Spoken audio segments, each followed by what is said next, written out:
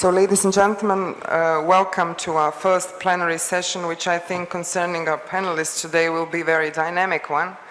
We had the ministers, now we have some people who are into concrete things and in different fields in areas which are all very important for the region of Adriatic and Ionian. So the name of the first plenary session today of our forum is for a resilient and innovative Adriatic and Ionian region, tackling the social and economic challenges. We heard a lot about that, but before we start, and I give a floor to our chair today, Ms. Catherine Wendt, which is acting director in the DG for Neighbourhood and Enlargement Policy in the European Commission.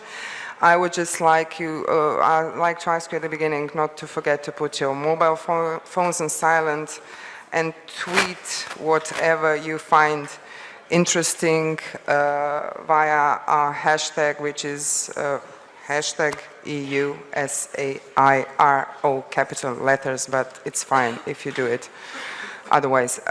So I'm asking Ms. Catherine Wendt to, as our chair today of our first plenary, to give us a short introduction to this. Thank you.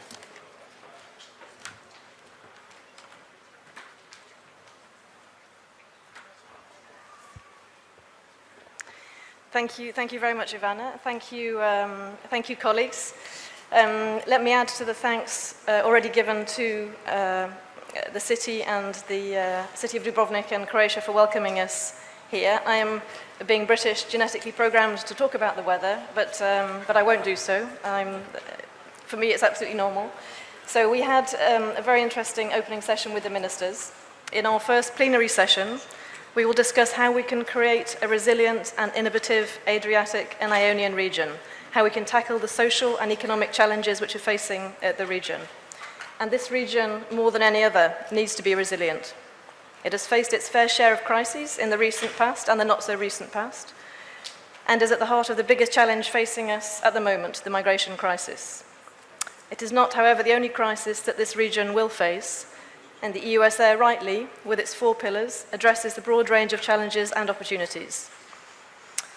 So the first part of the answer to the question that we will look at today on how we can create a resilient and innovative region is cooperation with the countries that are neighbouring in the region. Of course, you can't choose neighbours. Geography has done that for us, but you can choose whether or not and how to cooperate on the issues of key concern and common concern. The opening session discussed quite a lot on how the cooperation can be done and can improve. For me, coming from the Directorate General for Neighbourhood and Enlargement Negotiations, one of the main potentials of EUSAIR is that its setup allows issues to be addressed not just across the country borders, but across the EU border, between EU member states and candidates and potential candidates. Decisions can be taken equally and jointly. And the strategy is, of course, the embodiment of the enlargement process, drawing the Western Balkans closer to and integrating it with the European Union, learning how to work together to overcome shared challenges. So then what is resilience? It's the ability to overcome unforeseen external shocks. So by its nature, we can't plan for the shocks themselves, but we can see how better we can prepare for them. Some of the hard work done in the EUSAIR's thematic groups is doing exactly this. And some of the answers lie in policy development and in funding. And let me say just one word about resources and funding. We also heard about that from the ministers earlier. Of course, funding is essential for building resilience and promoting innovation. But I hope and expect that what we will hear during the session is that it is not the volume of funding that matters, but that decisions are taken wisely, strategically, and jointly. On the side of the enlargement countries, the more rigorous and the focused programming approach that we introduced in 2014 with a new instrument for pre-accession, EPA, supports this, and this is mirrored on the side of the member states. With these short words of introduction and scene setting, and thanks in advance to our speakers and panelists, I would leave the floor to Mr. Giacometti to set the scene, and looking forward to an interesting discussion.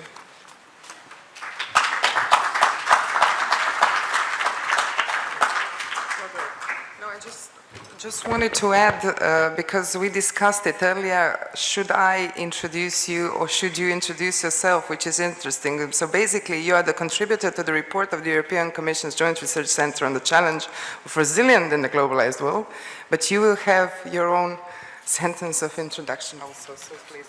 Thank you. Thank you very much, Ivana. Ladies and gentlemen, it's on the one hand quite an honor to have this opportunity to share with you what I've learned in the past over resilience. And I think the main thing is actually to share with you the findings of work done together in the last 2 years or 3 years with the European Commission. It's literally findings of reports as well as conferences. But first, as I agreed with Ivana, I need to apologize beforehand since I grew up in the Netherlands. I'm not considered to be very diplomatic. For a Dutchman, I am actually very diplomatic, but I will be very direct, so please bear that in mind. And it is in a way quite useful, because the topic that I'm addressing is not necessarily comfortable. Many of the previous speakers, including Ivana, refer to the fact that we have to think out of the box. Well, you will have lots of opportunities in the next 10 minutes. So, I will go, first I have to master this.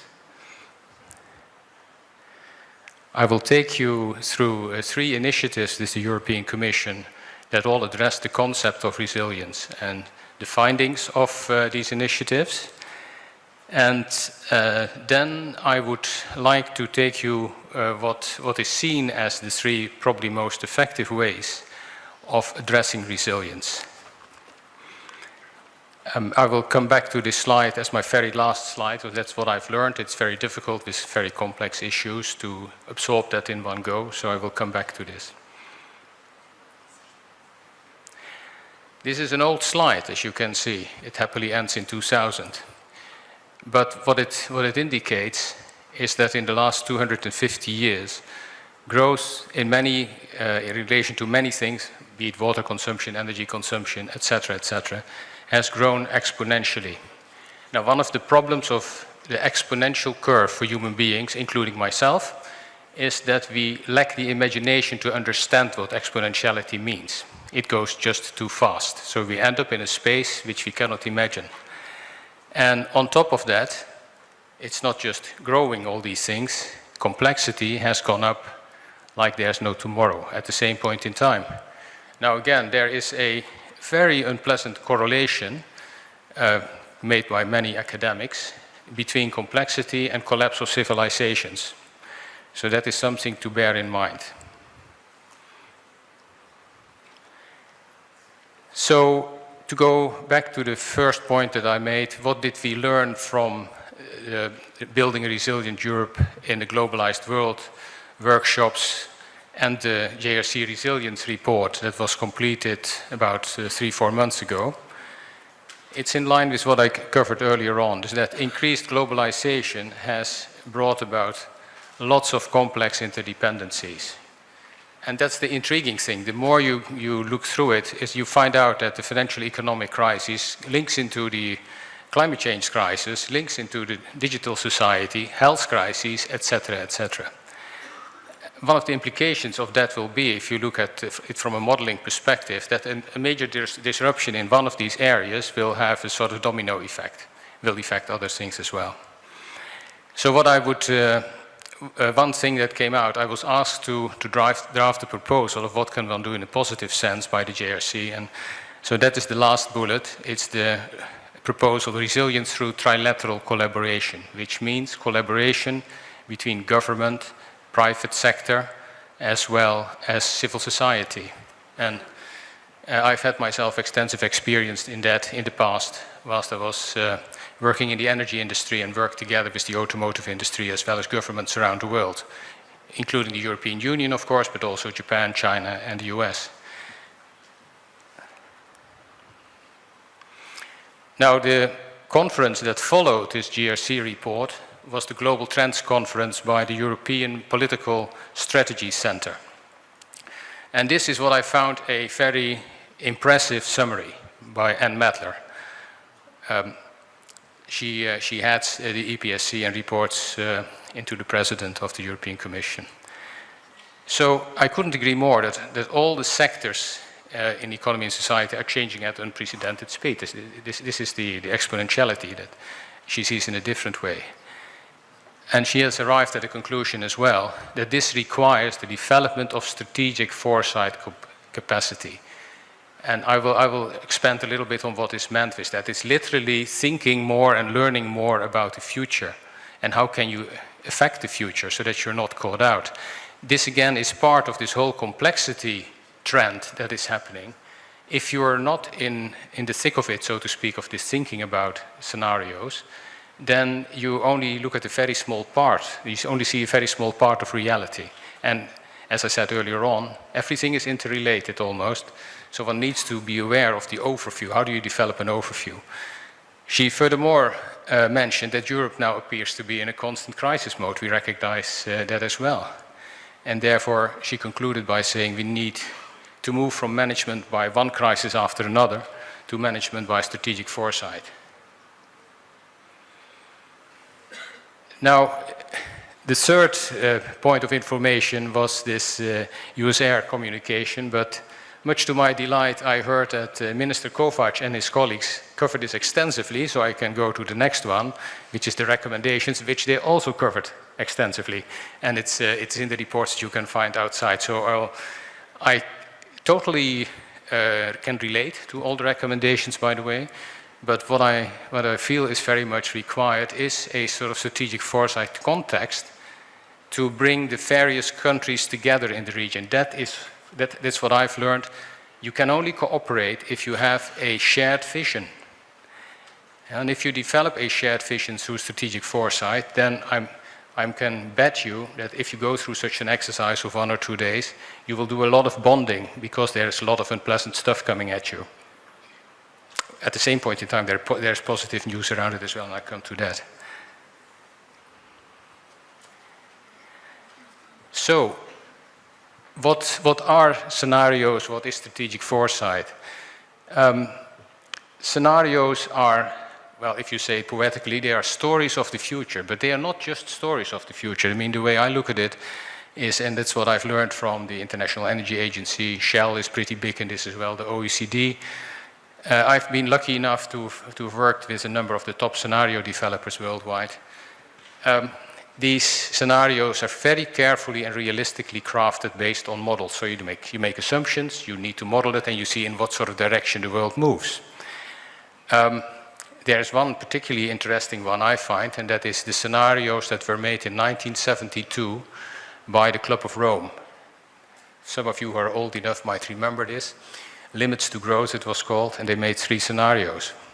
One of them is the business as usual scenario. Intriguingly, this is unique as such, because now you can see to what extent were their scenarios really valid. The business as usual scenario is eerily correct. So we did not do anything spectacular that everybody hoped for. We have no flying cars and whatever we dreamt of in 1972. So business as usual is eerily correct, complete with all the warning signs that were raised in 1972 already. So scenarios are not something that you make easily. You need really people with deep expertise to do it, and we know a few.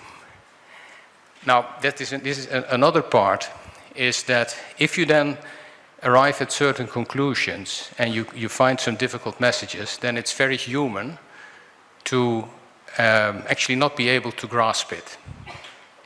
It's called, I believe, in scientific terms, it's cognitive dissonance. You don't want to hear certain things. Now, that is, and this is what I've learned myself. This is why if you take, say, some leaders from the countries in this region through immersive scenario workshop, it has to be set up like a game. So you, as a politician, you take decisions, I will change this, that, and the other, and then certain things start to change. It's like a business games, maybe if some of you are familiar with that I used to play when I was still working in the business world. And it's really captivating stuff, because you play such a game for 1 or 2 days, and people they don't sleep anymore, they want to win. You know, it's that sort of human behavior, of course. But if you go through these type of scenarios and you take decisions and you see that you're not getting it right, then that is a tough thing to stomach. So people become really in touch, people need to get in touch with reality. That's the whole thing around this. So that's the last point, effectively. Sometimes it's called situational awareness. People need to be really aware of what's happening around them as a basis for shaping a resilient future. At the same point in time, I think it's a key thing to make senior leaders bond about, hey, this is a shared vision, what can we do about it, and let's be really realistic. Because I can tell you realities around, say, for instance, climate change, to name just one thing, where you can't believe what is being said in the press and what the realities are. I'm not going to disturb your night rest, but it's just one example. So I always like to quote Albert Einstein, because he's a bit more credible than I am. Yeah, so when I say that no problem can be solved at the same level of awareness or consciousness, and Einstein says that, then everybody typically nods yes. And hardly anybody asks me the question, and how the heck do you change that level of awareness or consciousness? I've only once actually had a session where it was explicitly addressed, and that was in the House of Lords together with a very famous Indian guru whose speciality was raising the level of consciousness. It was kind of interesting to do it together with him. I come back to that one. Now, a bit more on strategic foresight. So strategic foresight is based on scenario thinking. And what this picture tries to tell you is what's catching up with us, literally what are we experiencing now, what can we see coming, yeah, like the cyber-physical systems, etc., the Internet of Things is happening already, artificial intelligence, etc. And how do the decisions that we make affect them? And of course you have to put in, if you think in here, but I'm no expert, the whole migrant crisis, how is that going to be further affected? And that is all part and parcel of strategic foresight. Right, now the real positive stuff. I mentioned on the first slide that one of the three things that I see is really making a difference is the so-called transition movement. And I'm totally amazed by it, because this is happening around the world. It's happening bottom up. It's hardly supported financially by any big organization. But these people, and I happen to know a number of the founders of this, they get it so right by just common sense that this is actually transition to a resilient future. And if you, within a few weeks, we hope to bring out a paper on resilience and complexity. If you see what we conclude, it's actually what they're doing very much. Yeah, so it's very much about localization, for instance. And in Italy, I'm in touch with Cristiano Bottone, who's very active in this space. They're making really interesting progress, but it's all unofficial, prototype. People become more and more aware of how do you become more resilient through actually permaculture rather than agriculture, by retrofitting of buildings. It makes a lot of sense. It's improving energy efficiency, and there's one enormous big offspin around this. It is on a voluntary basis largely, and as a consequence, people start to work together in permaculture, so in a sort of gardening stuff, and the atmosphere is terrific. So these people don't think in terms of GDP growth, which is an anomaly by now anyway. They literally think more in the Bhutan version, gross domestic happiness. And you see it happening. I've seen it around me, how people get things off the ground that are not in our normal mindset. So I think this is a great opportunity actually for politicians to connect with, because it's happening and it's growing. So this is for Italy. And the other example, of course, I couldn't miss Croatia, where the contact person is Gordana Muraja. And she does things along very similar lines. So it's self-organized citizens. Urban gardening is happening on quite a number of places. One really very important aspect of this concept of transition movement, it brings in a lot of jobs. It's really big in terms of employment, if you really think about it. And these people are action-orientated. Yeah, they don't do a lot of, well, they do strategy. They strategize and they think about regenerative economies, etc., etc. But their main activity is really putting things into place, making things happen on a localized basis. So this would be my recommendation, to have a real close look at that for future developments. So in summary, I happily come back with Einstein. How do we raise this level of awareness? in my opinion, one needs to have a scenario strategic foresight approach. One needs something along the lines of immersive scenario workshops because those messages are difficult to digest. And by the way, at the same point in time, they provide a hell of a lot of cohesion for further action. So I think that is very good. Of course, it's summarized in this resilience through trilateral collaboration proposal, which is in the GRC report that there are very few copies outside still. It's the very last chapter.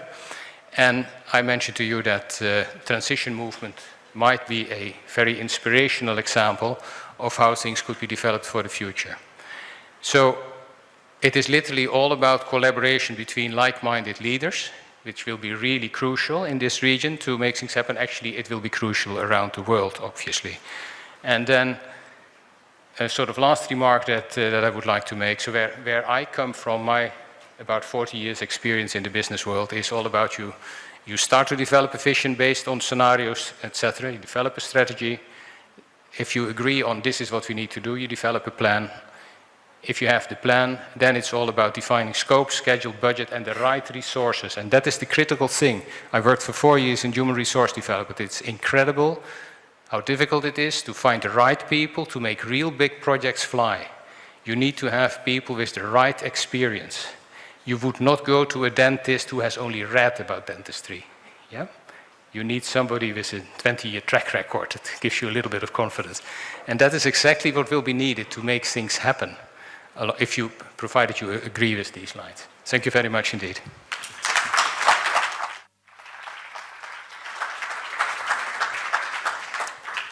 I would like to thank Mr. Giacometti for really great scene setting, not just for this panel, but I think for the initiative and for all of us all together. I especially like this scenario workshop for our leaders. So please insist on that at a certain point. And we have 2 keynote speeches at our first plenary. First one is from Assistant Minister of Tourism of Croatia, Ms. Olivera Schejbal.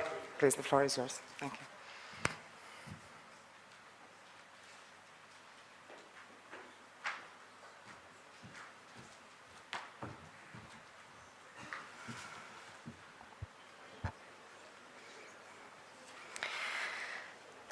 Poštovana gospođo Vent, gospodine Dear Mrs. Vent, Mr. Giacometti, dear colleagues, ladies and gentlemen, allow me to begin by extending a warm welcome by Minister of Tourism of Croatia, Mr. Anton Kliman, who unfortunately couldn't join us today. I'm here to replace him, and I hope I will do a good job at it. To all of you who come here to Croatia or Dubrovnik for the first time, I would like to tell you that you are very welcome, and we hope to see you again here during the summer, but also in other times of the year, because Croatia is a country where you can relax and spend your holidays 365 days a year. It is a great honor to participate at the first forum of the EU strategy for the Adriatic and Ionian region, where Croatia is a co-chair for this year.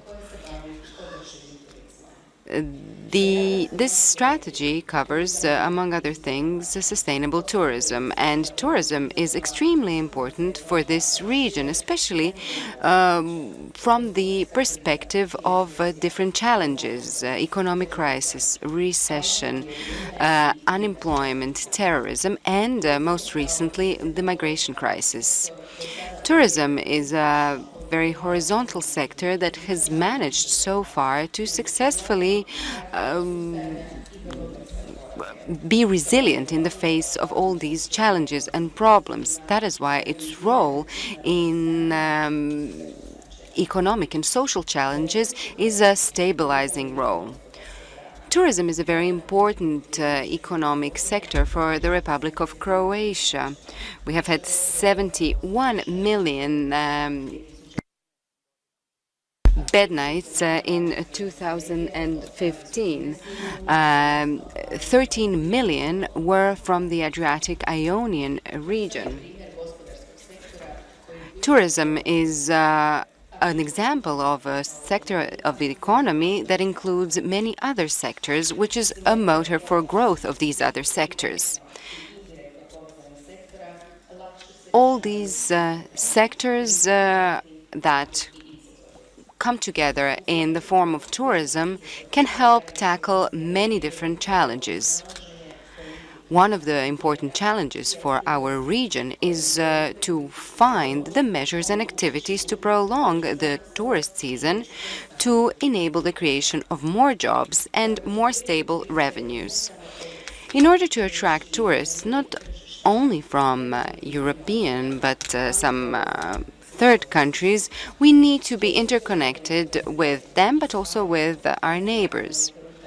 Because the creation of transnational routes and products strengthens the transnational, regional, but also European competitivity. In order to keep the European Union a tourist destination #1, our region can make an important contribution. Our rich cultural and historical heritage and the preserved nature of the Mediterranean basin, these are great assets. Transregional connectivity of the less connected region will help us reduce the imbalances and differences and gaps in our region. And we believe that the EU strategy for the Adriatic and Ionian region is a good first step to tackle with some of the challenges. In order to solve problems, we need people and financial resources. Maybe we could think of creating some new additional financial resources, even to restructure ERDF and IPA 2. And that could be one of the challenges of EUSAIR. Our political commitment is extremely important, of course. But the implementation in our regional cooperation could be very hard if we didn't have specific assistance in the form of funds. But we also need to work on the exchange of experiences and knowledge with the European Commission, but also our private sector and the civil society, as well as with local communities who are the end beneficiary of all our efforts. Their benefit is what we're working for. Thank you very much for your attention. Thank you very much. Tourism, which is one of the most important economic fields in Croatia. Our second keynote address on the first plenary today is from Mr. Patrizio Bianchi. He asked me to first of all say what he is by his core. He's a professor of applied economics, and he's going to talk to us via that. But beside that, he is also very active in his Emilia-Romagna as a regional minister for a lot of things. A lot of things. Yes, so he just said this will be enough. So no, it's okay. Okay. Let me say that in the last few years, we are rediscovering this concept of resilience. That is a metaphor for the idea that it's possible to adapt, to react, also to innovate with respect to an external shock.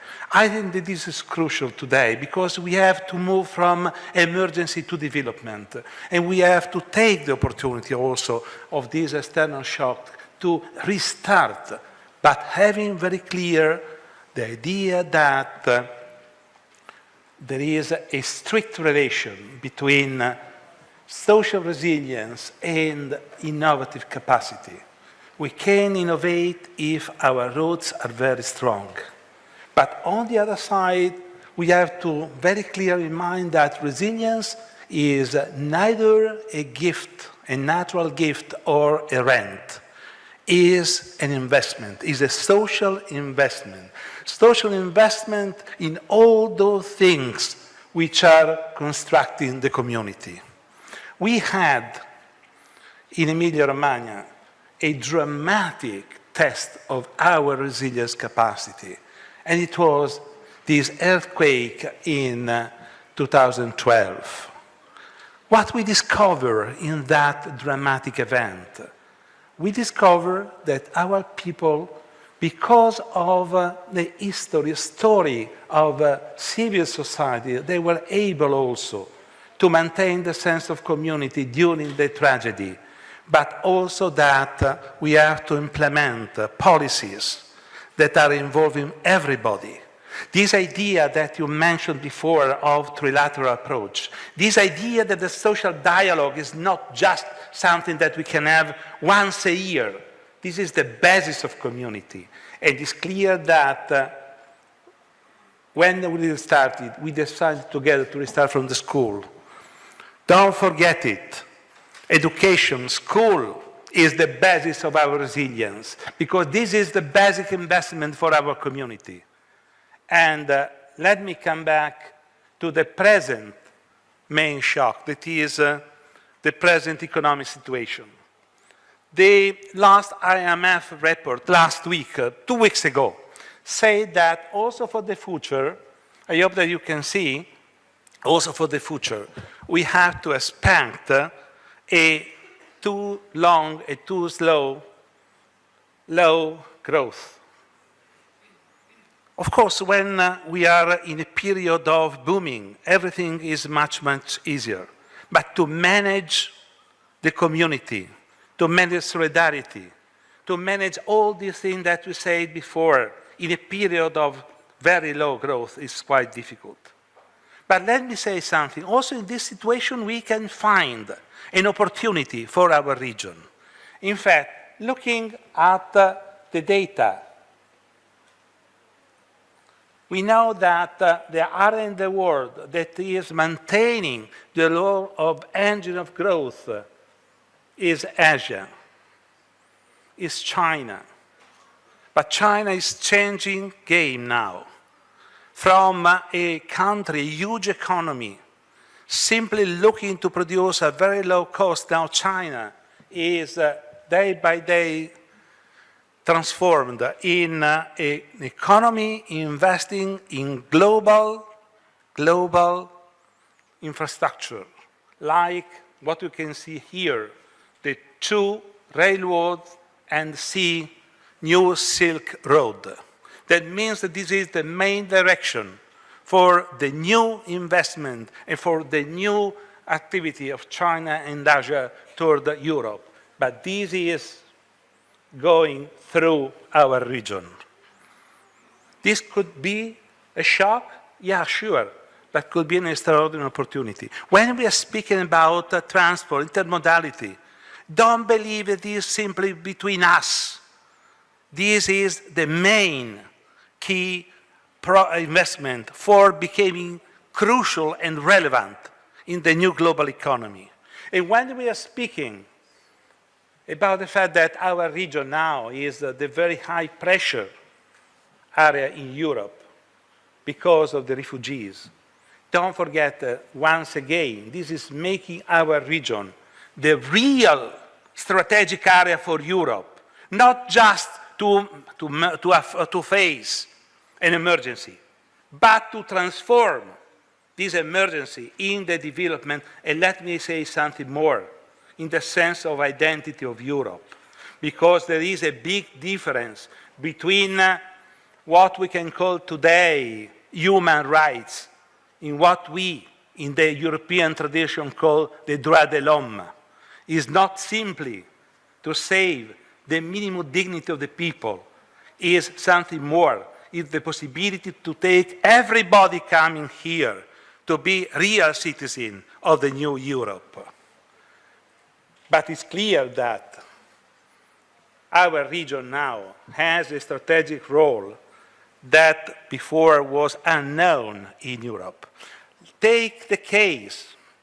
This marginal peripheral area is nowadays the real test for Europe. So that is the real center of the new future of Europe. Europe in both senses, in the sense of European Union and the sense of Europe as a whole, as the history, as the culture, as our sense of liberty and democracy. And for that, when we are speaking about the entire Europe, it's clear that we have to strengthen the resilience capacity and to foster the innovation ability of this region, because a strong Adriatic Ionian region can really allow Europe to face these emergencies and transform these emergencies in the new basis of our democratic development. So that, don't forget that we have politics, we have policies, but the basis is polity. That is the social and civic fabric of society, institutions, enterprises, social representatives, associations, and all together we are able to implement a linkages policy to build a common polity throughout the entire region. Strengthening institutional networks is important, but networks among the institutions are not enough. This network is an instrument to build a common macro-regional policy. That means that we have to strengthen the social ties among the people, among the association, among all the organizations in the area. Because it's clear that it's not simply the individual resilience that we are looking for, but we are looking for a common resilience capacity. And I think this is the role of this strategy.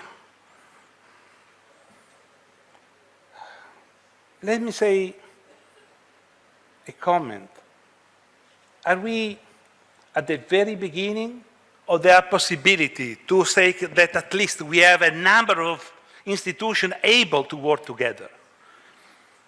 In the first call of Adrian,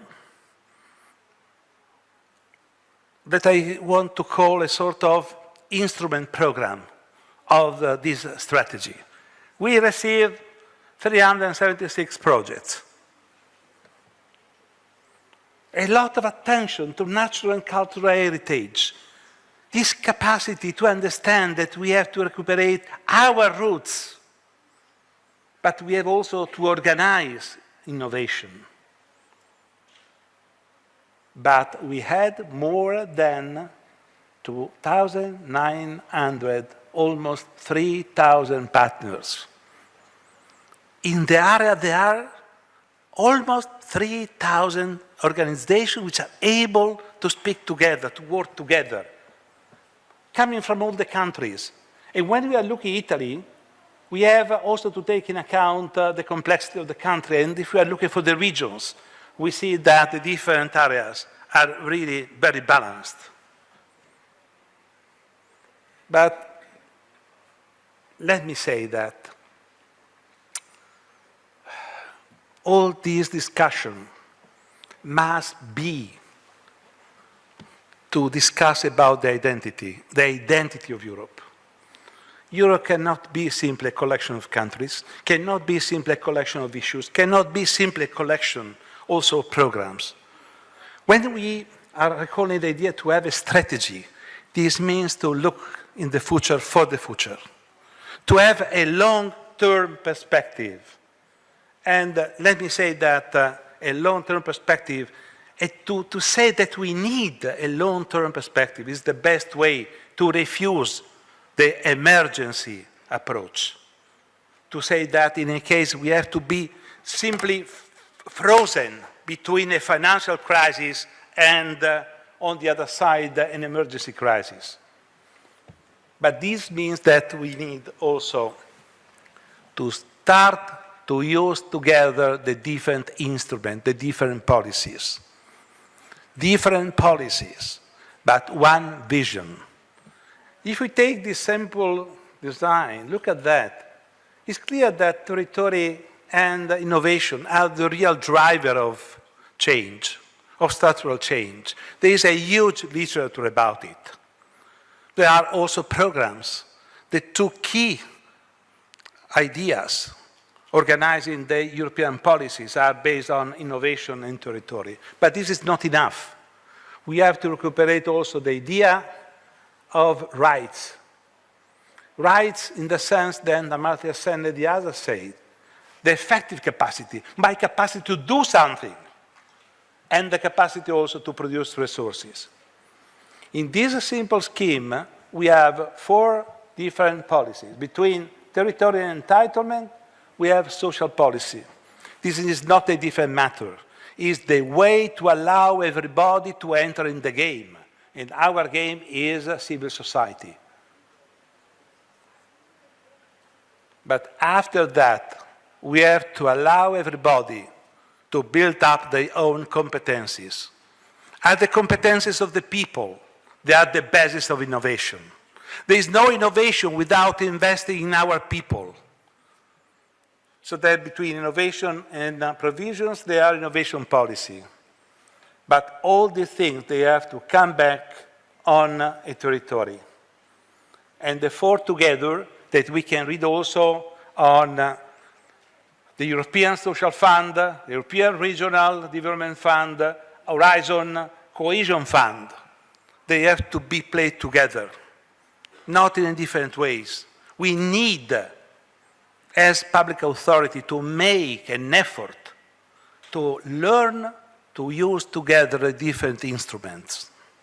Because we don't ask people to think in terms of complexity if we are not able to manage our complex policies. Also because looking together from territory to social policy is the way to build up this social resilience, but competencies for the people, to the people, innovation of all the organization means innovation capacity. Is one game, is not simply a collection of games, it's the capacity to work all together. And this is the final. This means to establish a long-term perspective for an active role of Europe in the definition and implementation of global strategy focused on development, welfare, equality, and peace, that in other words is the sense of Europe. Thank you.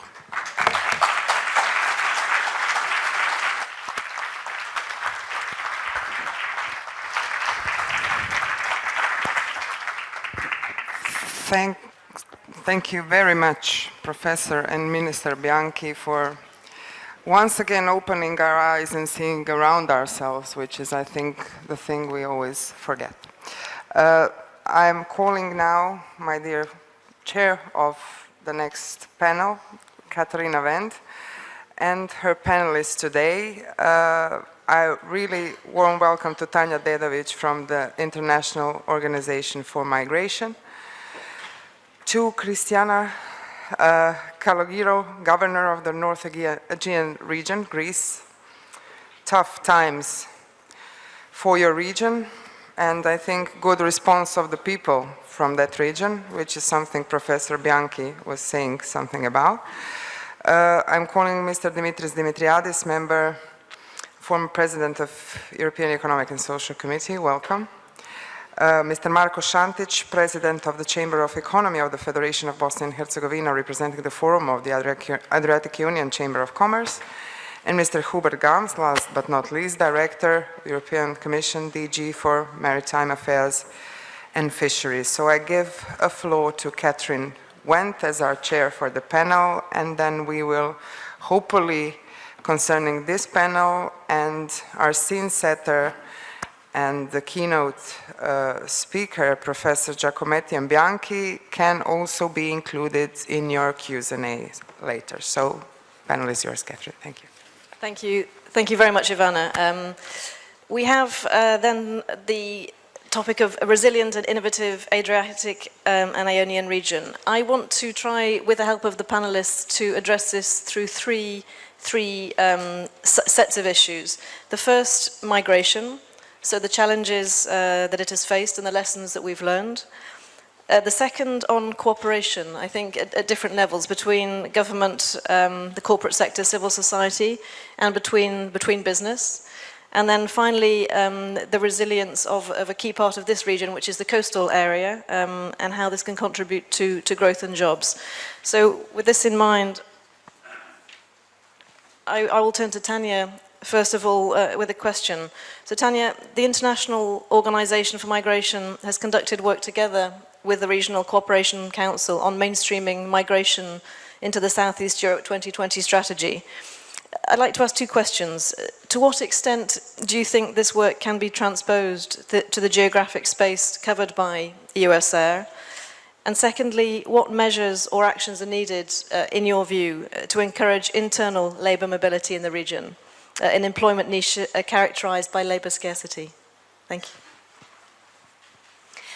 Thank you, Catherine, for these two questions, which allow me to go a little bit in more depth and to share some of our experience with you, which can be useful for this particular region. Indeed, we have mainstreamed migration in a document, in a development strategy, such as the Southeast European 2020 strategy, together with the Regional Cooperation Council in Sarajevo. And I think the fact that we have actually undertaken the same work to mainstream migration in another macro-regional strategy, the strategy of the Danube region, places us well to, so to say, to do the same thing also for the strategy of the Adriatic-Ionian Sea. So my replies to your first question are very short, because basically, to what extent can it be replicated? Yes, it can. The experience is basically there.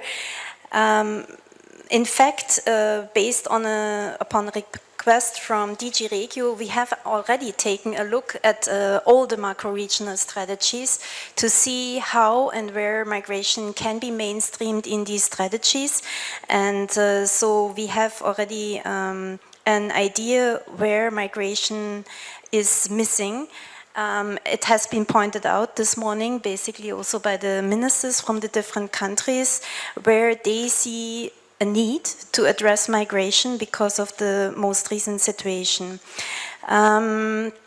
If you allow me, I would actually like to also say something on why do we, as an international organization for migration, see the need to mainstream migration in the strategy of this region or other macro-regional strategies?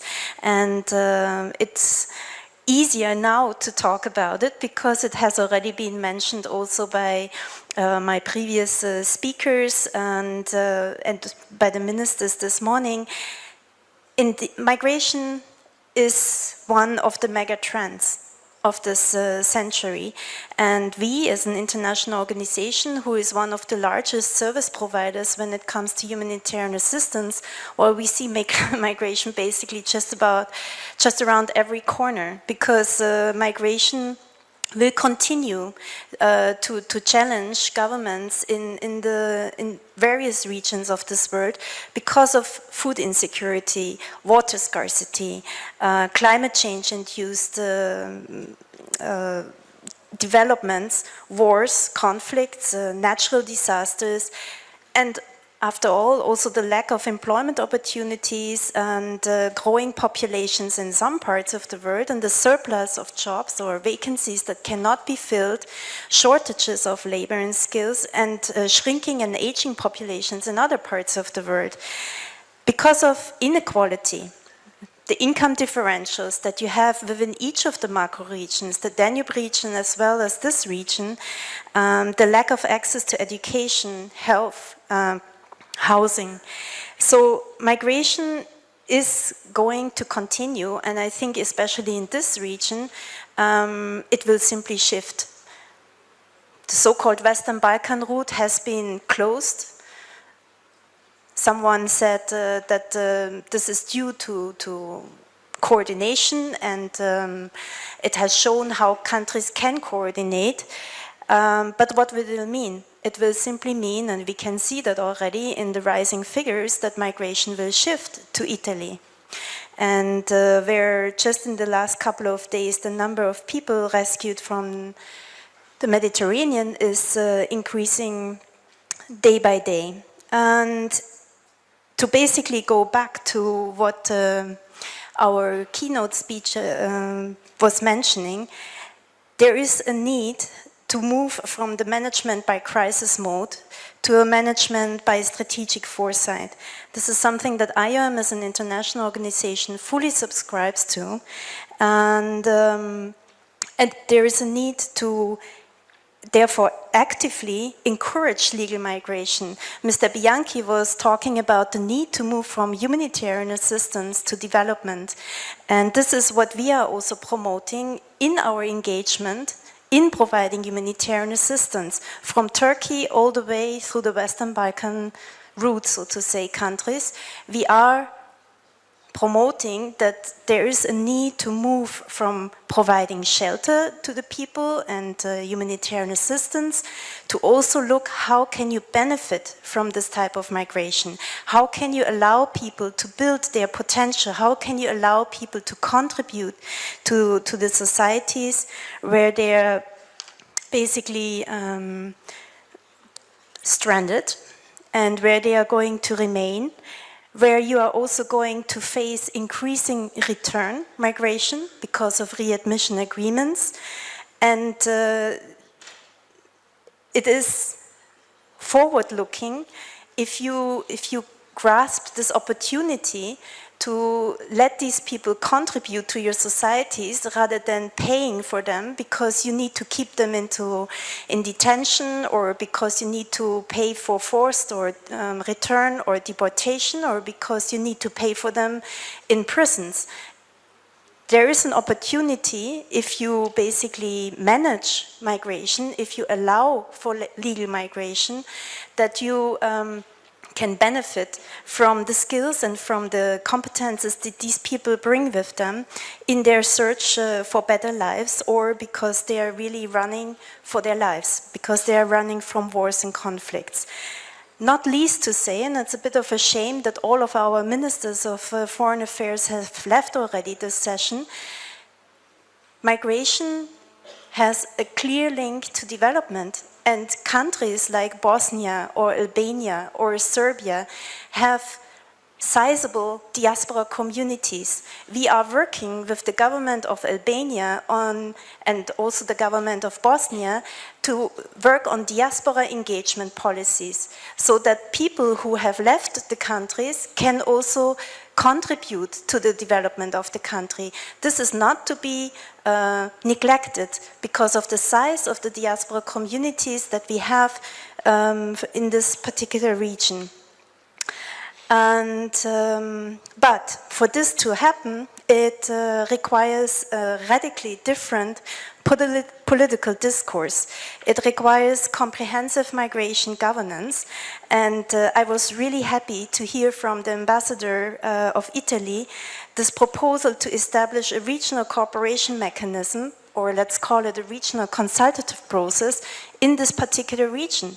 And maybe it will be from all macro regions, this region, which could see the establishment of such a consultative process, because it has been shown by one of the previous speakers that this region has a very particular role for all of Europe. Such a migration governance approach would basically also feed back to what the colleague from Greece mentioned this morning, who wants in their presidency to focus on governance, and here we could include migration governance, and the need to have a monitoring and evaluation framework. And without going too much into detail, you might be aware that with the Sustainable Development Goals, there is also an effort to develop a monitoring and evaluation framework for these Sustainable Development Goals. And on migration governance, IOM is developing a migration governance indicator that could already be put into practice in this particular region if you want to evaluate to what extent have the governments in this region through migration governance contributed to development. The role of parliamentarians in this regard was mentioned by the Croatian participant, and indeed the role of parliaments in policy making, in working on the legal framework to allow for legal migration is very crucial.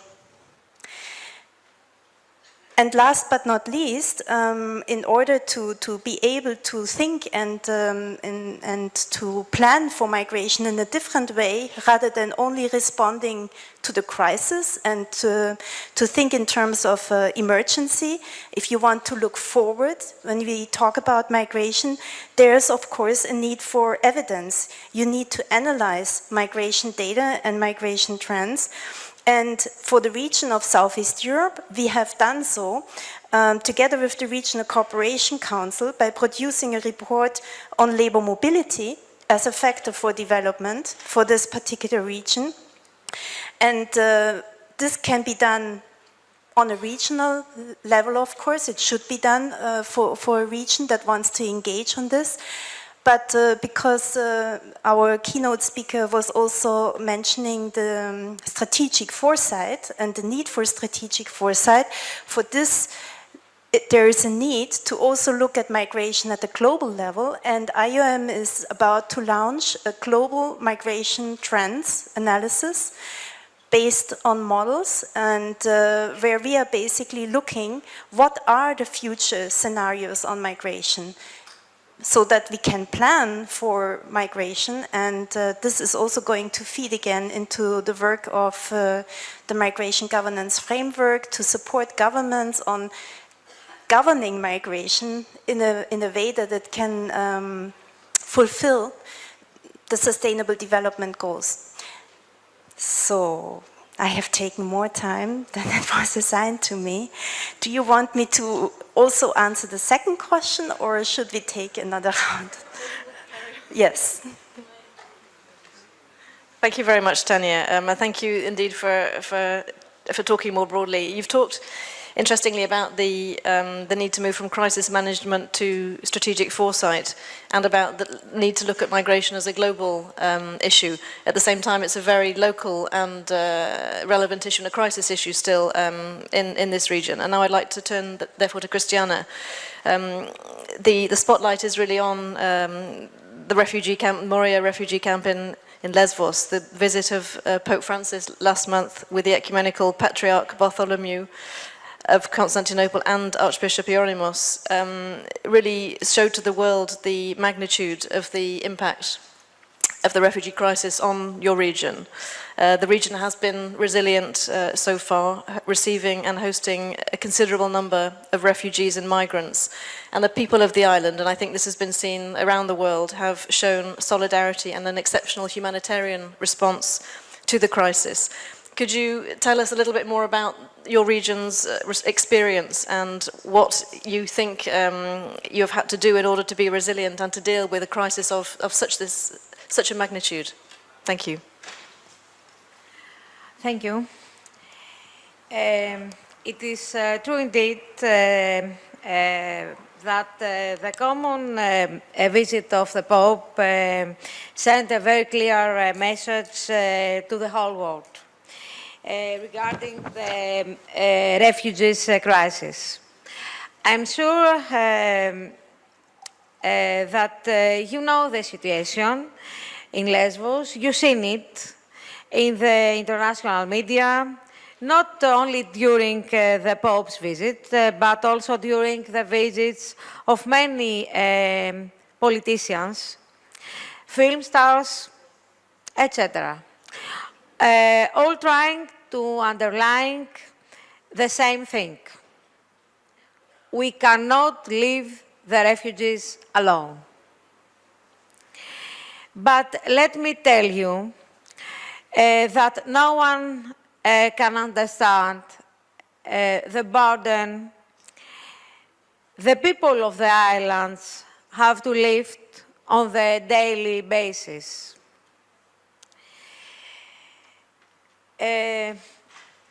Yet, in this extreme and unprecedented situation, the local authorities, but mainly the people of the islands of North Aegean, have demonstrated admirable maturity.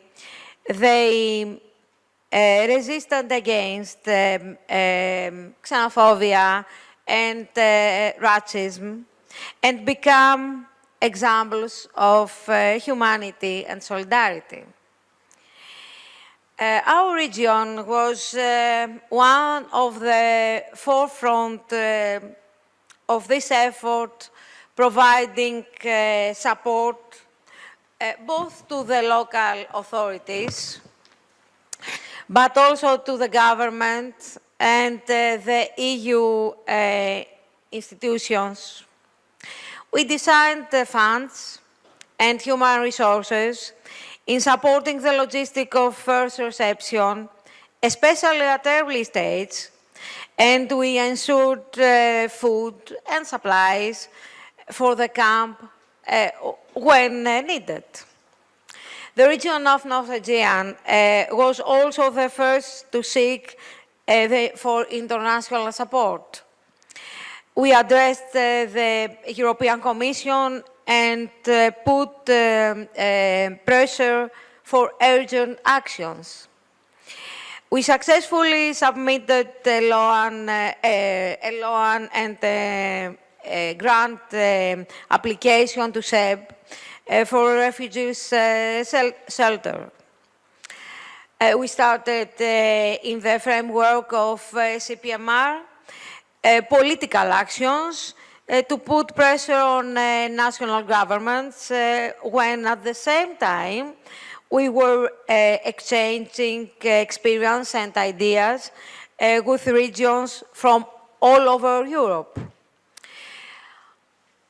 We have to keep in mind that we actually never had the time to plan ahead. The numbers are shocking. In 1 year, almost 1 million refugees passed from Greece, and almost 80% of them from North Aegean Islands, from Lesbos, from Samos, and Chios. Currently, the country is hosting more than 55,000 refugees, and more than 7,500 is hosting on the islands of North Aegean, in Lesbos, in Samos, and Chios. We are now in a new era. The refugees will stay in Greece for long. The Greek government does its best to support our region. But in a region remote and insular, and with its economy badly hit by the economic crisis and the large number of refugees, we are anxious to see how the integration of these people will be done when unemployment is fixed at rates over 25%.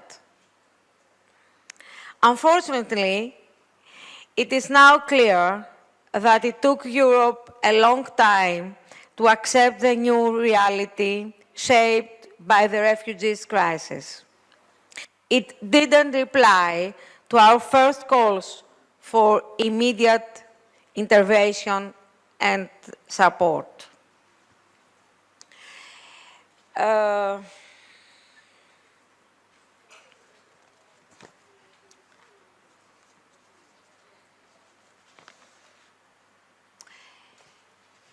A major issue that remains is how a region like North Aegean will balance the burden that keep coming in an already destroyed economy.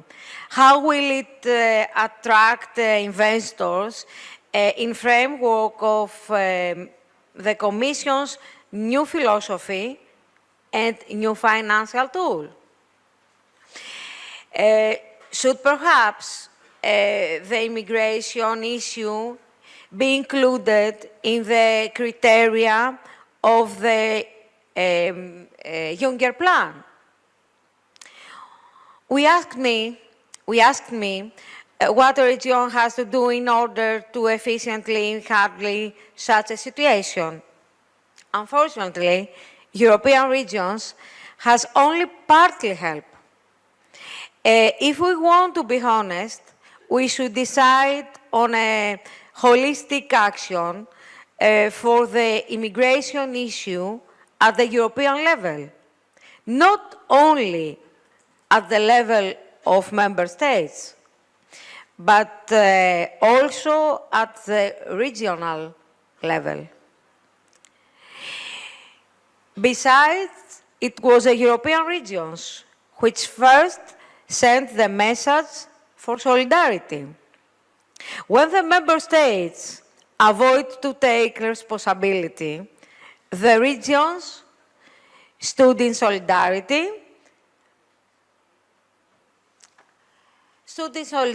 with each other. And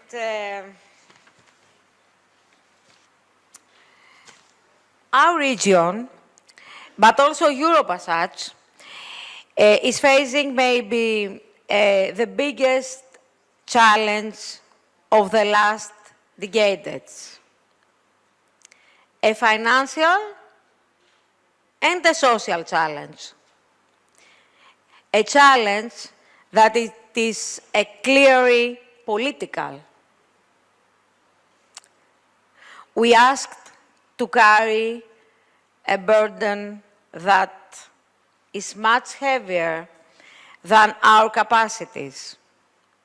Our aim should be to face the problem without betraying our European issues.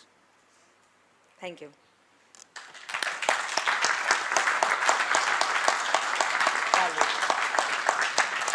Christiana, thank you very much for that. I was struck in particular by something you said, that you never had time to plan ahead. I mean, you've outlined very clearly the challenges facing, and you've also linked, I think, by your comment also about the fact that you couldn't.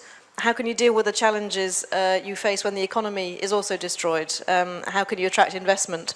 Which I think leads us on to the question I'd like to put to Dimitris, which is about the cooperation then between governments and the corporate sector and civil society in order to address the complex challenges confronting the Adriatic and Ionian region, and for trying to take the opportunities of new models for growth and employment and new kinds of jobs. So how would you see the Economic and Social Committee could have a role in this? Thank you very much for the question, but with your permission, first I would like to answer to the question from Mrs. Veliskovic to the ministers in the morning. How many projects we have in the region the last 10 years? The answer, the question was more or less how many projects we have succeeded, how many success stories we had in the region. And from 1999 till today, to be very polite and very diplomatic, we didn't have any project, any important project. I'm very happy because I hear from Professor Vecchi a few minutes ago that we have some projects in the Adrian. But from 1999, from 2000, from Tampere till now, we have very, very, very few projects. I will come back to the projects because they are very important for the business sector. And I'm speaking for the business sector because I belong to this community, it's part of my life. Now, coming back to the Adriatic Ionian initiative and all these policies, I would like to say very few things because the identity, as Professor said a few minutes ago, is the most important characteristic of the region. We don't have, first of all, we don't have identity. But coming back to the reality and to the real life, it is necessary to see what happened in the region. First of all, as Mr. Giacometti said, we have a plan. Yes, we have. We have a vision. Yes, we have. We have money. We have a lot of money. Just for your information, I would like to remind you that for the MEDA program in the previous period, European Union didn't use 350 million euros. We have money, we have plans, we have ideas, we have political determination, we have the support of the legal authorities, of the local authorities, we have. But someone is absent. And in this declaration is absent too. The business world is not here. And the business world is not here. Look and read very carefully this declaration today. 5 pages. Who wrote these 5 pages? And it is only one word in the paragraph 9 calling the business community. And who is here in this room believes that it is necessary to have any success story for the region without the business community. And the business community is not here. And it's not here because we have a lot of problems in the region. Let's use our mind to answer very few, very small questions. Do you know how many hours we need to go from Dores to Opatia? At least 15 hours. From Brussels, we travel to Mexico or to New York or to Los Angeles. Do you know how easy it is for a businessman from Serbia to make a relationship, a partnership with an Albanian partner? Can you imagine how many difficulties have to pass the business community to pass the borders between the countries? Is it possible? No. It's totally impossible to use the legislation, the taxation, to pass the borders between the countries in the region. It's totally impossible. And now I'm coming to the identity. The identity, our identity in the region is totally different. We have totally different business culture, we have different culture, we have totally different approaches. It is necessary to unite all these ideas. It is necessary to find the common ground. How can we speak to an Italian businessman with an Albanian businessman and a Croatian businessman? Totally different approach, with totally different ideas, with totally different approach to the business. And because the beef is the money, let's see what the businessman wants. To have common legislation, common taxation, and of course efficiency, and the political and local support. Is it easy? Do you believe it that it is easy for the business community to work under the situation in the Balkan Peninsula? I am Greek, I know very well, I can tell you no. It's totally impossible. It is necessary to break the boards, to come together and to work together and I'm now coming to Professor to tell about Adrian. It is very important message, but culture and heritage is very important for all the Europeans. But I don't think that a lot of businessmen is in this kind of projects. The markets, the businesses are very far away. It's necessary to invite all of them to come here, to be part of the reality, because the reality is not in this initiative. It's very far away. It's in Brussels or in other capitals, but the real world is absent. Thank you.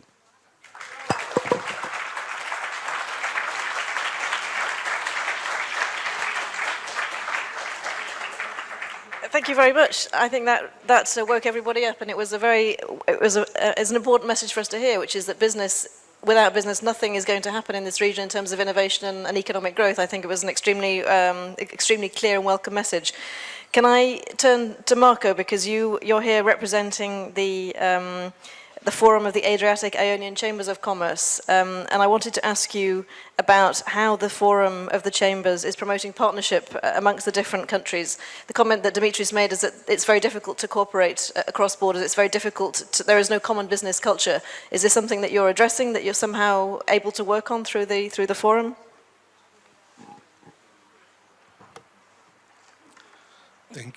Thank you for your question, and please let me to speak in Croatian language. Little test, who knows Croatian? Joke. Dobro, da bi odgovorio na ovo vaše pitanje. In order to provide an answer to your question, I shall make an introduction and say that one of the four pillars of the Adriatic Ionian macro region is the Forum of the Chambers of the region, comprised of over 40 members and established in 2001 by the Chamber of the city of Ancona and of the split Dalmatia county in Croatia. It comprises 8 countries, 4 of them EU member states and 4 not. And they represent 1.8 million SMEs with about 27 billion euros of trade exchange. The Forum of Chambers has its governing bodies, the president, the management board, and an assembly that meets at least once a year, which will be held in June from the 13th to the 15th in Ancona, Italy.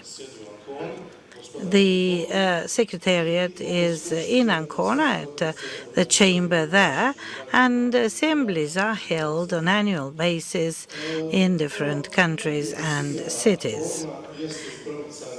One of the objectives of the forum is the promotion of the development of the Adriatic Ionian region, the strengthening of the chambers network, and the promotion of trans-border cooperation between various chambers, the strengthening of entrepreneurial spirit, organizing of occasional meetings that are outside the annual assemblies, the establishment of the lasting organization structure in order to guarantee continuity in the forum's operation. We also have permanent working tables at chambers in line with the specificities and interests of particular chambers of the region.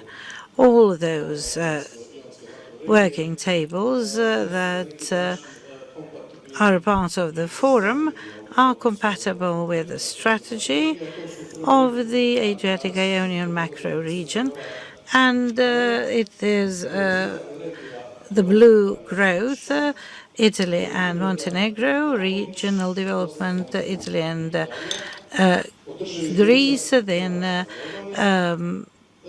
agriculture and environment, that is Bosnia and Italy, and then sustainable tourism, Italy and Croatia.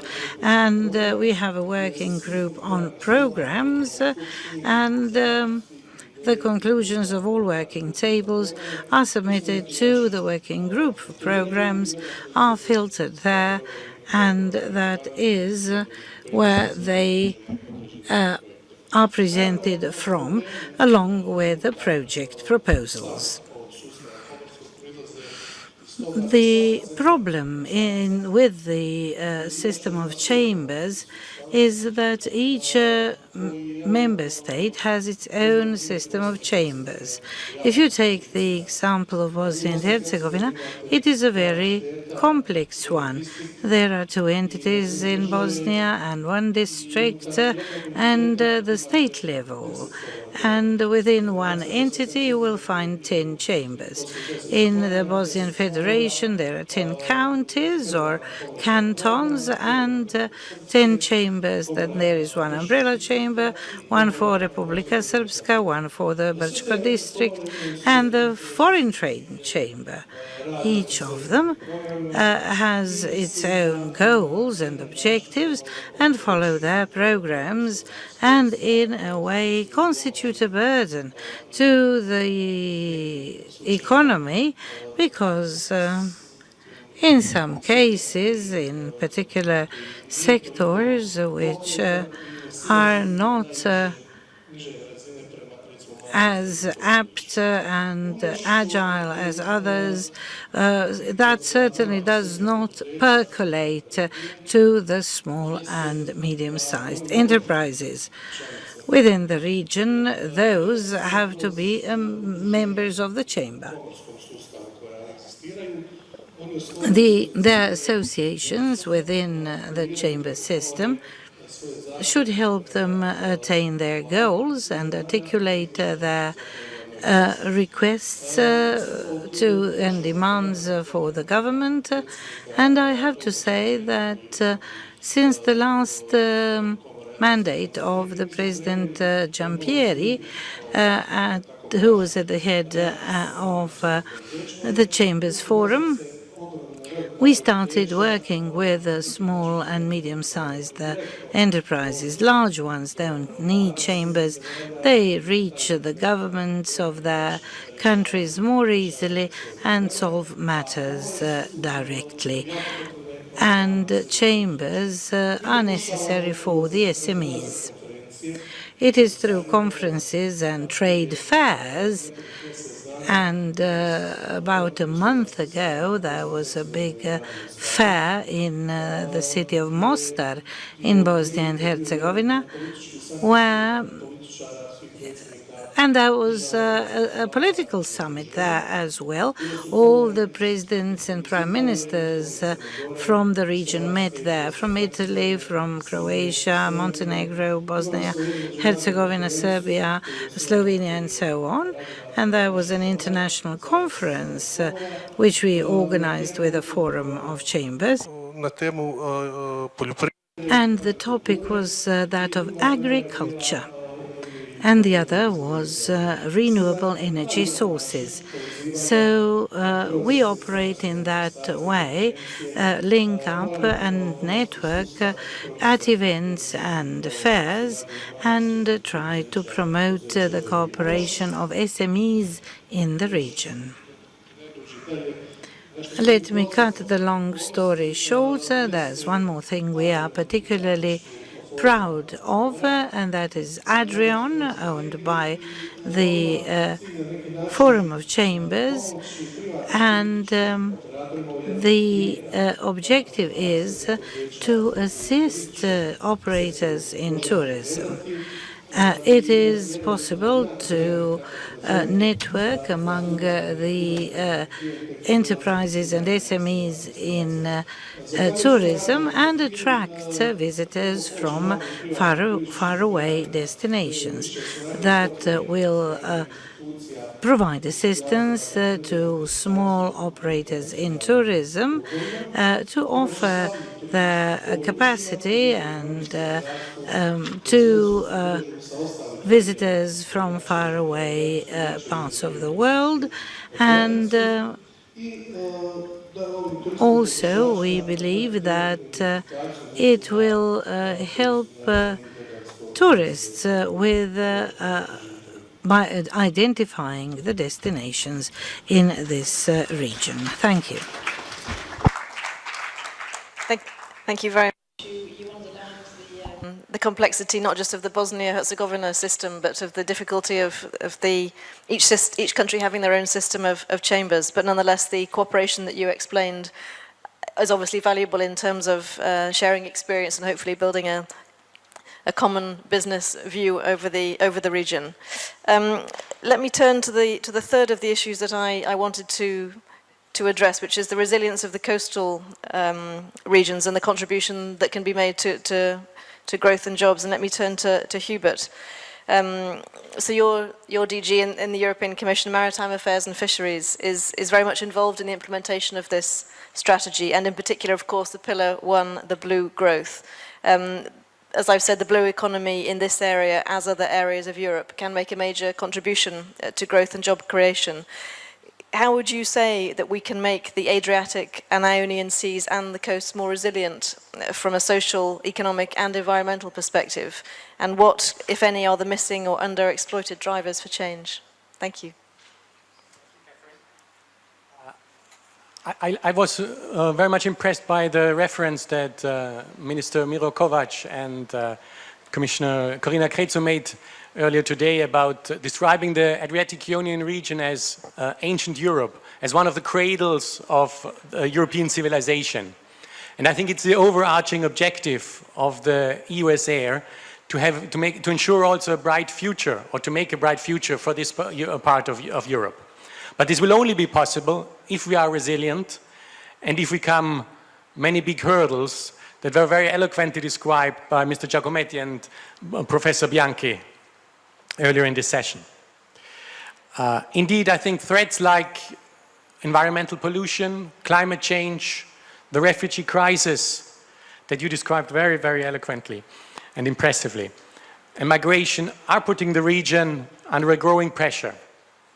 And if we don't address them properly, this might indeed undermine heavily the resilience of the region in an economic aspect and also in environmental aspects. And these threats are by nature cross-border and therefore can only be addressed together by building partnerships and by cooperating. And referring to social resilience, I think this region can only build up and strengthen its social resilience in these times when we address the currently unacceptably high unemployment rates, in particular among young people.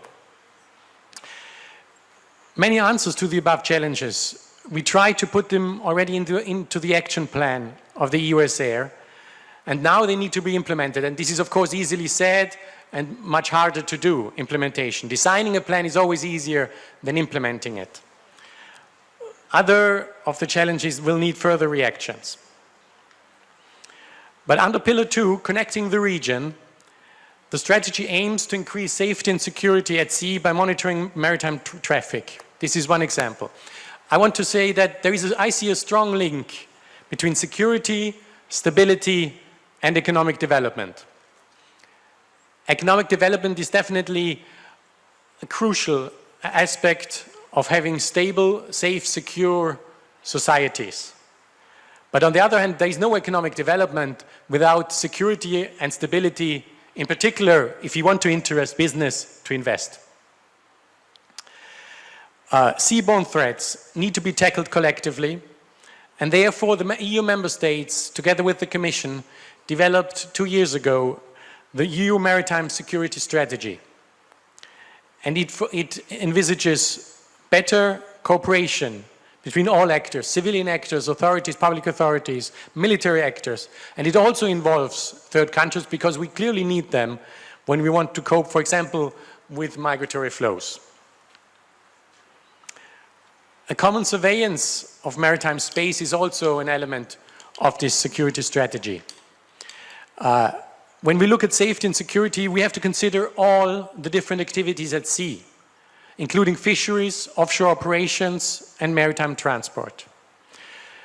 And sharing data, facilitating the exchange of the cooperation between coast guards, for example, in the Adriatic and Ionian countries, is clearly a factor to increase a common capacity to react, to carry out rescue operations, and to prevent or react to natural or man-made disasters. Under Pillar 1, Blue Growth, and Pillar 3, Environmental Quality, the EU strategy for the Adriatic and Ionian region aims to implement a directive, the Directive on Maritime Spatial Planning, because we have to make sure that we use the limited amount of seas and coasts in a sustainable way and have a better and more coherent and clearer view of how we can combine these concurrent economic activities, such as transport, the laying of cables, for example, for energy provision, offshore installations, aquaculture farms, and tourism activities. We have to find ways that they can exist safely in the marine space because they're all important for economic activities taking place in the region and for increasing the resilience of the regions. Crucial to plan and implement investments. I'd like to turn also to technology now as one of the tools to increase the resilience of the regions. 2 years ago, the European Commission published a communication on innovation in the blue economy. and we pointed out that we need innovation for blue economy sectors like biotechnology, ocean energy, and aquaculture to thrive. And we identified 3 main bottlenecks: a lack of highly skilled professionals, underinvestment in knowledge and technology, and a too slow progress from research results to commercial stage. And we want to help to overcome these hurdles, and therefore we have recently published 3 calls for proposals for projects. Altogether, we will have a budget of 7.5 million euros available for them. These calls for proposals focus on 3 key areas of innovation in the blue economy, where we think that the European Union can have the biggest impact: skills, creativity, and technology. The first call is called Blue Careers. It wants to address the existing gap in maritime skills by trying to support activities that will increase the employability of various target groups in sectors of the blue economy. Target groups like students, workers, unemployed people, to name just a few examples. The second call is called Blue Labs. It tries to bring together young researchers and companies to finance research and innovation projects, to create some kind of laboratories, multidisciplinary laboratories, that then make sure that results that have been achieved in research also lead or get closer to products that are marketed in the economy. The third call is Blue Technologies.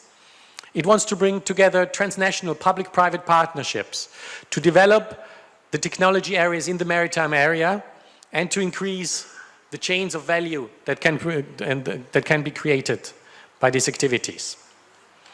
So these 3 calls, they address maritime industries, research centers, training institutes, public authorities, and we want to reward proposals that are relevant for sea basin strategies, for macro-regional strategies like the EUSAIR. And I therefore would like to use this opportunity here to invite Adriatic and Ionian companies, clusters, industries, research and training institutes, business associations, and public authorities to build partnership and participate in these activities. I'd also like to briefly address the issue of funding, because that we also heard earlier today. And I think there is quite a substantial amount of public funding available in the European Structural and Investment Funds, in the instrument for pre-accession. Now, of course, you can always say it's not enough. It's almost a philosophical question because money is rarely enough. We always would wish for more. But I think there is a substantial amount available, and the challenge is to make the best use and to align the sources, to make them harmonize and pull in the same direction, and to see the bigger picture, to identify the common threat and challenges. And this is exactly the added value of a macro-regional strategy like the EUSAIR, to agree on the most important common objectives where we want to change things, and then work on implementing projects of the common value for the region overall. And this might also mean that sometimes, a region in one country, when they think how to use the money available to them, to jump over a shadow and say, okay, this is a project where maybe it's the neighboring region which will have the best benefits. But overall, if we look at the bigger picture, if we look at the bigger region, the macro region, then it is worth also putting our money where our mouth is and putting also our money into this common project. And I would also like to shortly react on what Dimitri said. It is clear we have to get business in, and we have to do it more. I would say we have tried, and we continue trying. You stated very eloquently, it's not enough. This is, of course, a call for us to continue.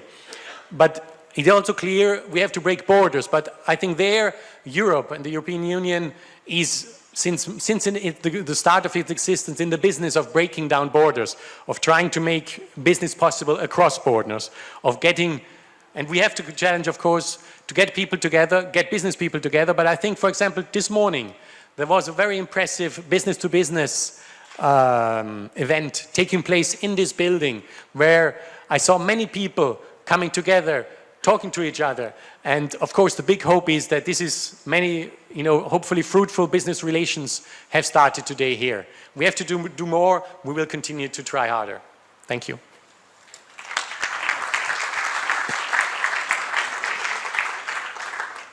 Hubert, thank you very much for ending our panel session on that note.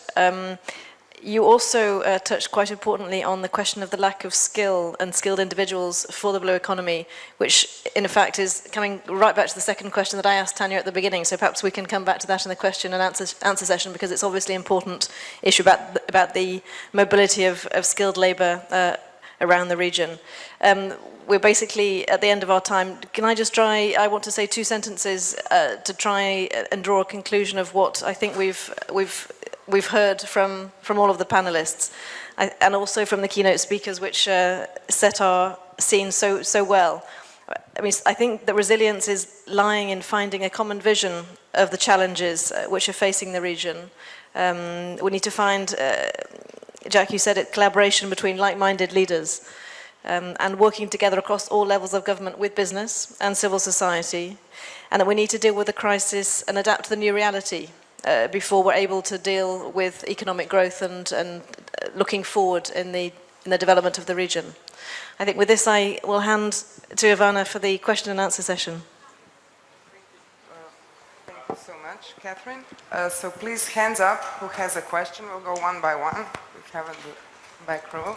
Is there some assistance who can help me?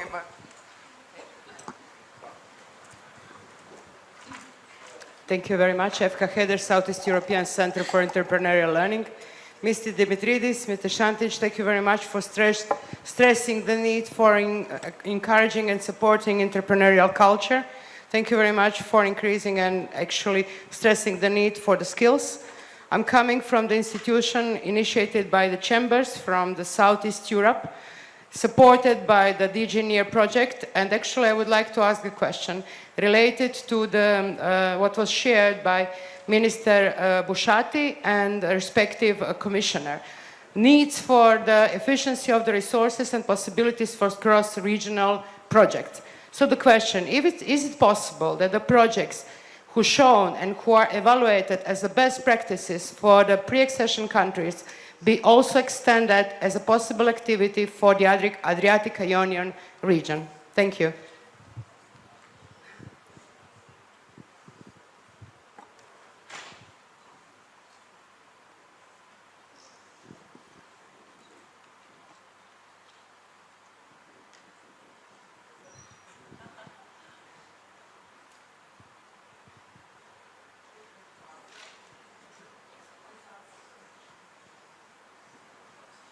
The question was to Mr. To whom? To Mr. Dimitridis and to Mr. Gams. The question is for the Commission, because actually the pre-accession countries are financed through the financial envelope of DG NEAR. The Adriatic Ionian strategy is financed through the DG Regia. So the question is there a possibility for the exception or the resource efficiency that the 2 envelopes are merged for the specific good initiatives, which are shown as already good practices for one of the part of the region? Thank you. But indeed, I think that's fine. I think indeed I'm the most qualified person. I mean, we've talked a lot about funding today, and the issue is how the strategies which are developed as part of, so the funding strategies which are exist through EPA, so the instrument for pre-accession, and of course the DG Regio instruments are able to support the implementation of the strategy for the Adriatic and Ionian region. I mean, the simple answer to your question is they will not be merged, no, because the envelopes which exist for the member states and for the enlargement countries are budgetarily separate. So it's bureaucratic, but this is unfortunately the answer. But I think what we've been trying to encourage today, and Hubert made the point also, is to try to make the link much more clearly between the planning which is done on the national envelopes and the planning which is done, the strategic thinking which is done in implementation of the Adriatic and Ionian strategy so that they are going together and not seen as competing or even contradicting each other? Thank you, Catherine. We have a second question here. Thank you. I'm Konstantinos Nikoloutsos from Ilia Chamber of Commerce. I want to give an answer to the comment of Mr. Dimitriadis regarding the presence of the business community here in this forum. I think many of the chambers of Adriatic and Ionian region are present today and they attend all the discussions that are taking place here. And also, beyond the presence, the today presence, we also participate in various forums of organizing a forum of the Chambers of Commerce Adriatic Ionian by the 12th of June in Ancona, and also we're looking forward for other activities like that. And with your permission, I would like to ask if it's possible some of the Europe programs to be addressed directly to the Chambers of Commerce who can have a better contact with the local business. Thank you.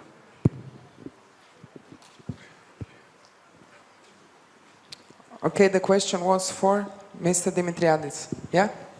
Okay. I don't have, I don't disagree. The problem, as I clarified from the beginning, it is not the participation. We have great participation in all the events. The reason is very important, and it is the lack of projects.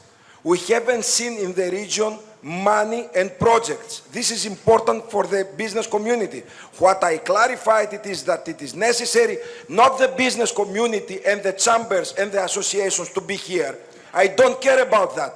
The business, the real business world is not here, the businessman.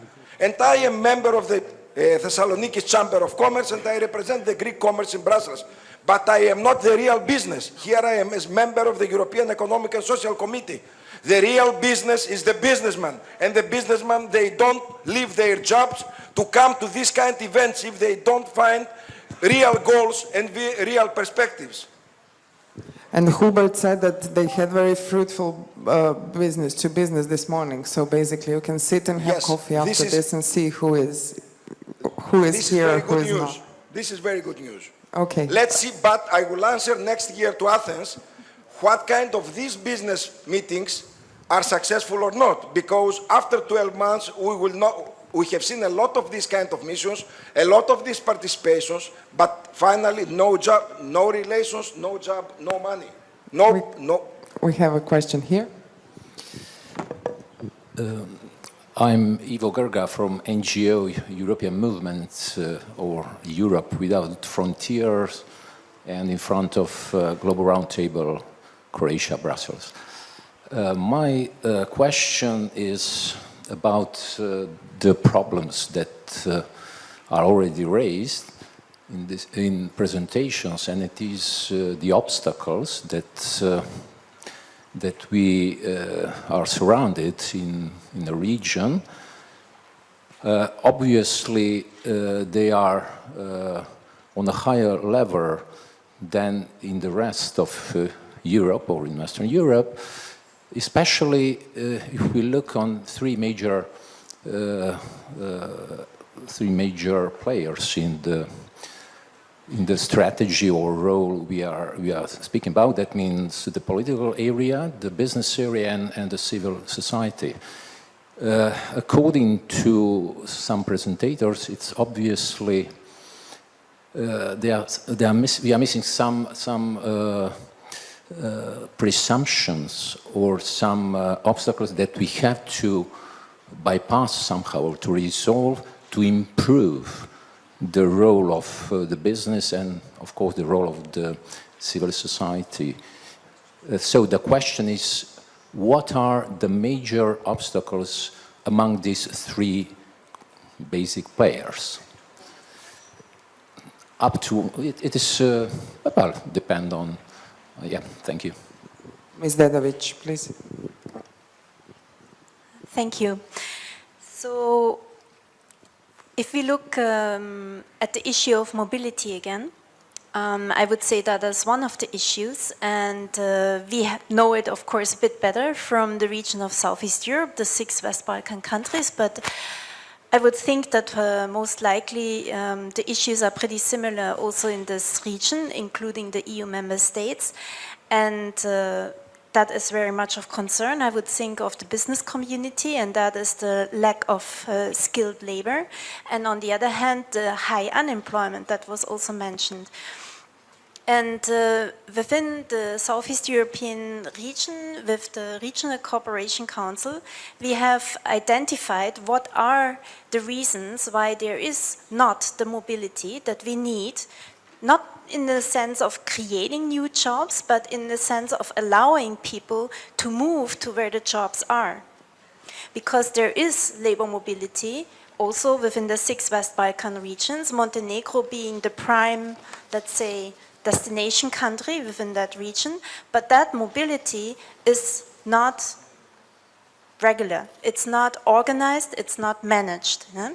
So in that sense, neither the countries of origin, Macedonia, Bosnia, Serbia, nor the countries of destination, Montenegro, can benefit from this labor mobility.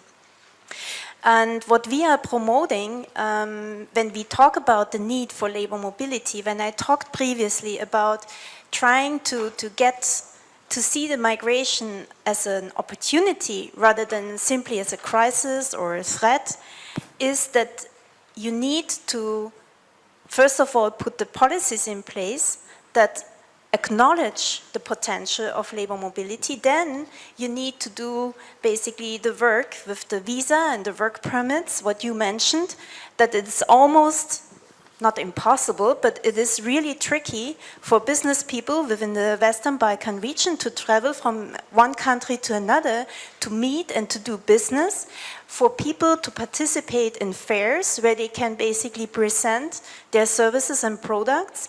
You need to work on visa and work permit issues. Yeah? And eventually, you know, on a very operational level, to address the skills gaps and the shortage of labor, the shortage of skills in certain sectors, you also need to work on the educational system. And you need to, given the fact that you have different qualification frameworks in different countries, you need to work on a harmonization of these educational standards if you want to allow for labor mobility between the countries. And another measure that we promote is in terms of recruitment, that when you do allow for labor mobility, that you also build the capacities of recruitment agencies.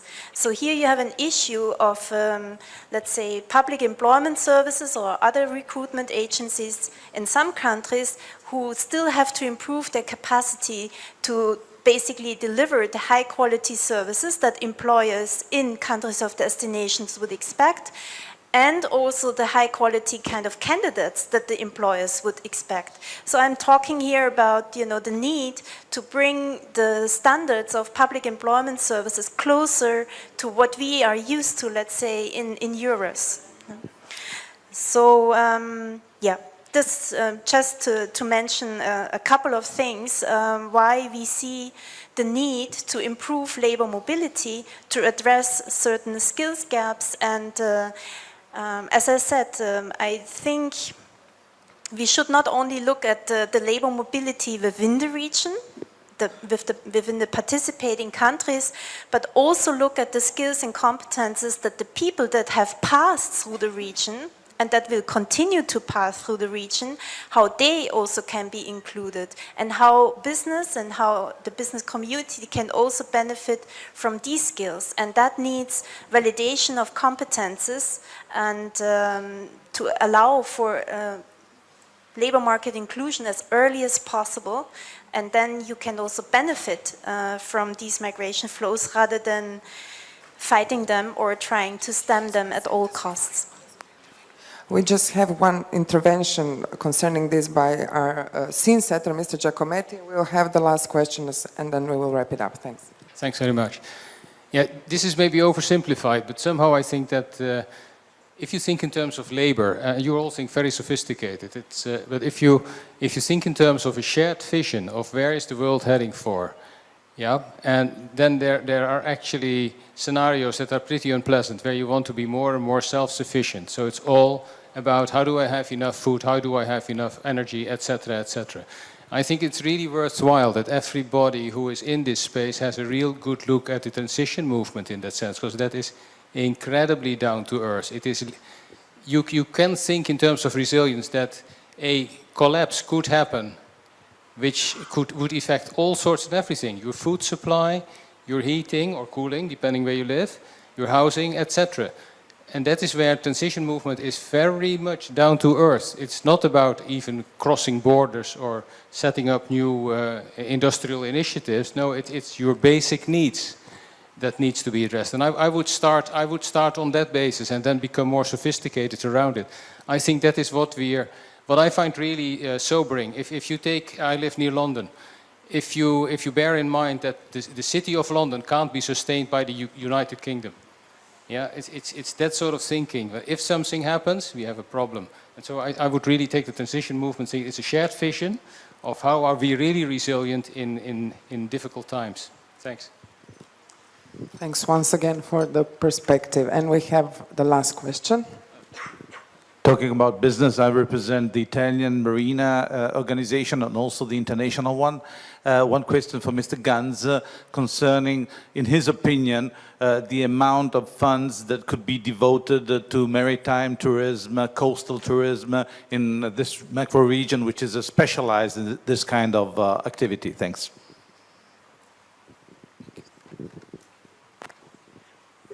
Well, I would tend to not to fix, an amount, but one thing is clear, because this is the amount is the member states decide how they divide up the funds, but they should come to these conclusions, and we force them actually by involving the civil society, involving the regional level, the local level, involving also business partners. When they do their programs, when they have done up their programs, I hope very much they did it because this was legislation, that they had to talk. And then they divide also the budget up between different areas. Now, there is a flexibility also then to change. For example, if a sector is particularly useful for a region or attracts a lot of activity and demand for funds, then they can also shift funding from another one. And to come to your question, tourism, sustainable tourism is clearly one of the priority. It is the fourth pillar of the Adriatic Union strategy, and it is rightly so because it's the economic sector that in the coastal regions in Europe ensures most employment, ensures most growth, and is the biggest economic activity. Unfortunately, in some region, only during a smaller part of the year. But for example, also one thinking that we try with, in regional policy, we try to bring regions to think about how can they attract also tourists during other parts of the year. And Greece is one of the examples. Greece is still very much focused on summer. And the summer is fortunately very nice and very long or relatively long in Greece. But we see other Mediterranean countries who are more successful in even attracting other parts of society from other countries during other parts of the years. And these are things, are thoughts that the regions, the local communities, the local businesses have to think what they can change and how can they do it. And then I'm sure there will be funding possibilities for projects in that area. Thank you very much. Thanks, Catherine, for, I think, really fruitful panel. And we had people from various experiences, various fields of expertise and practical experience. So I think these kind of forums and actions can be fruitful for all of us in the future. So thanks to you and to all of our panelists. And with this, I would like to conclude the first day of our forum here in Dubrovnik. Please, because of the technical things, do not leave your devices. Do not take them out, leave them here. Tomorrow, we will continue in the morning with our second plenary session, which is named Unlocking the Potential of the Adriatic Union Region, the Added Value of the Multi-Level Governance. It will be interesting, but before that, we will have on the same floor in the 3 rooms called Elafiti 1, the first parallel session, which is reconciling conflicting interests in a shared maritime space. The second one in the Elafiti 2 is seeking enhanced cooperation in the transport and energy sectors. And the third one is smart approach for a sustainable and attractive region. After that, and after our second plenary, we will have a wrap-up and a closing sessions with reports from our rapporteurs from these 3 sessions. So please stay with us. Hopefully it will rain and our rooms will be full tomorrow. And I invite you also tonight at 8 o'clock at the dinner, and I think before that we'll have some nice folk dancing and singing by the Dubrovnik Neretva county before that, so we'll be happy and happily eat after that. Thank you for your time. Have a great evening and see you all tomorrow. Thank you for participating.